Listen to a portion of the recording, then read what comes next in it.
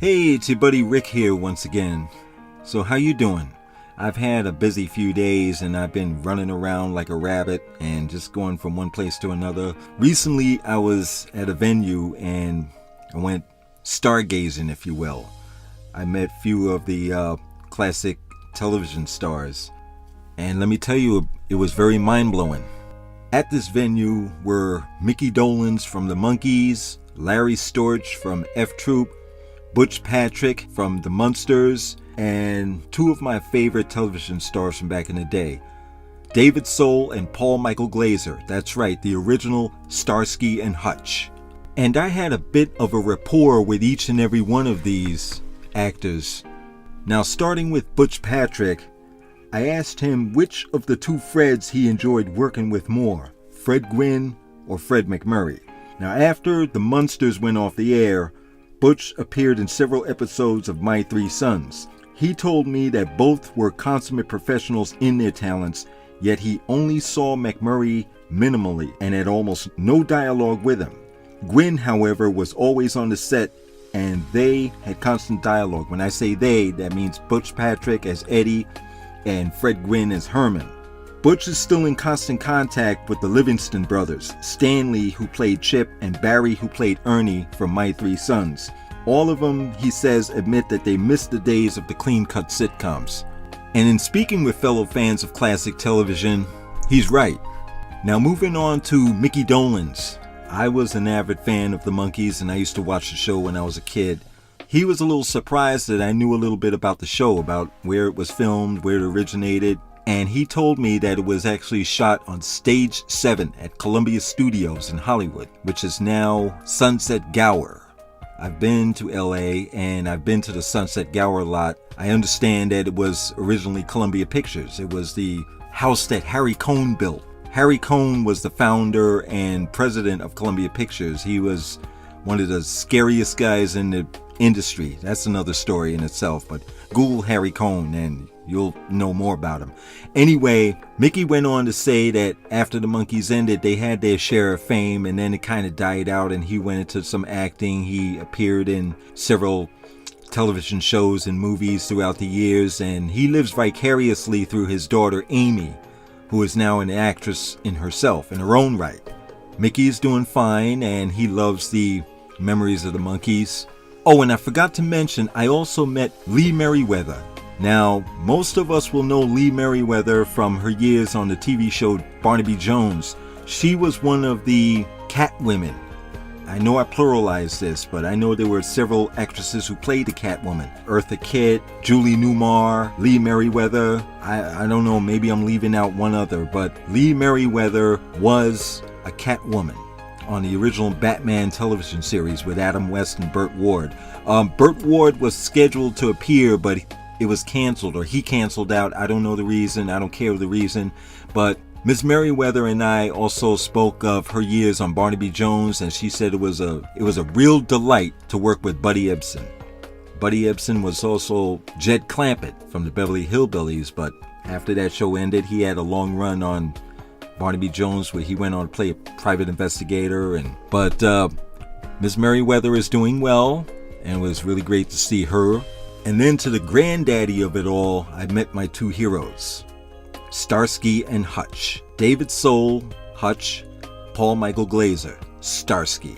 I spoke with each of them. Mr. Glaser says that he enjoys the fanfare, and I actually told Paul Michael Glaser that he put me in mind of the actor Spencer Tracy. He's very distinguished now. I'm not saying that he wasn't distinguished back in those days, but he's a lot more distinguished. I'm a big fan of classic movies, and I told him that if they ever remade Bad Day at Black Rock or Judgment at Nuremberg, he would be perfect in the Tracy role. I told him, I said, you know, you put me in mind of Spencer Tracy. He looked at me and he said, Spencer Tracy? Just like that, Spencer Tracy. So I said, what is this? You're not a fan of Spencer Tracy? Oh, yeah, I'm a fan of him. I'm a fan. Then what's wrong with him? Oh, he's a good actor. Okay. But he was really nice, Mr. Glaser, and he enjoyed the fanfare as well. Now let me put to rest any rumors on his co-star, David Soul. That's right, Hutch. It is true that Mr. Soul is walking with a cane. It is true that, yes, he had to use a wheelchair very recently, but the truth is he is recovering from hip surgery. David Soul had hip surgery, I don't know how many months, maybe a year ago. No, he did not have a stroke. Somebody put a rumor that David Soul had suffered a stroke. No, he did not. He is recuperating from hip surgery. Yes, he is walking with a cane, but he looks well. He sounds well. He and I had a good talk. We spoke of episodes of the show, of which I was a fan. I actually asked him at one point if he ever did a driving stunt in a particular episode. And he looked at me and he said, "I honestly don't remember." Those were his exact words. He didn't remember. But then again, it's over 40 years ago. Who the hell would remember something that happened 40 years ago unless it was something extraordinary? Now, I also referred to Mr. Soul as Joshua. This is because I remember the show Here Come the Brides, and his character's name on that show was Joshua. I gotta admit, I did have a fondness for Joan Blondell, even though the woman was old enough to be my grandmother. But again, I'm a big classic movie buff. So what? Shoot me. But he respected and he liked that he appreciated that I remembered his role as Joshua on Here Come the Brides. That he was remembered for something other than Starsky and Hutch. And I think that went a long way towards my rapport with him. Likewise, Mr. Glazer, I addressed him as Perchik. That was his character from the movie Fiddler on the Roof. I believe that's from 1971. He was known as Perchik in the movie Fiddler on the Roof. And I believe he was remaking that on stage, but in the Topol character instead of Perchik.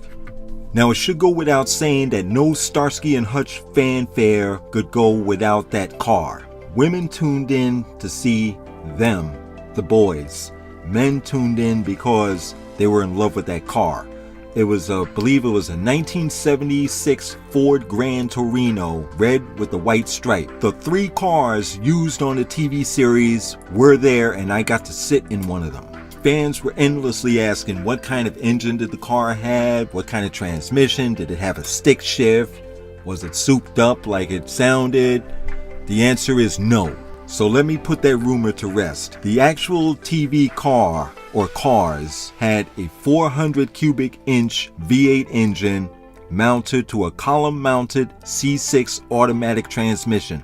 So no, it was not a 4 on the floor. No, it was not a Cobra Jet. No, it was not a Hemi. It was a regular street engine with an automatic transmission. In fact, you can look online and do a research on the actual TV cars, the cars used on the television series. I failed to mention that the television Batmobile was there, or at least one of the television Batmobiles. I believe it was built by George Barris. As mentioned, Lee Merriweather was there in her reminiscence as the Catwoman. And I'm still mourning the passing of Adam West. Still can't believe that he's gone. And as a birthday surprise, I actually got to sit in the television Batmobile. Yes, I have a picture. And I'm on the bat phone calling Commissioner Gordon to let him know that the Cape Crusader is on his way. There was also an appearance by the Munsters coach and the Dragula. The Munsters coach, I believe, is more remembered than the Dragula. The Dragula was a coffin-nosed car that was supposedly driven by Grandpa on the show, whereas the Munsters coach was more of the family car driven by Herman. But both were there, as was the Monkey Mobile from the Monkees. So taking the time to stargaze as well as sit in some star cars was a great birthday gift for me, and I really had a fantastic time. If you ever find out there's an event like that coming up in your town, I suggest you go to it. You will have the time of your life. Trust me, I really had a blast. So that's what I did over the weekend. I had a really terrific weekend and a great birthday. I hope you had a good weekend as well, and I will talk to you again soon. Take care.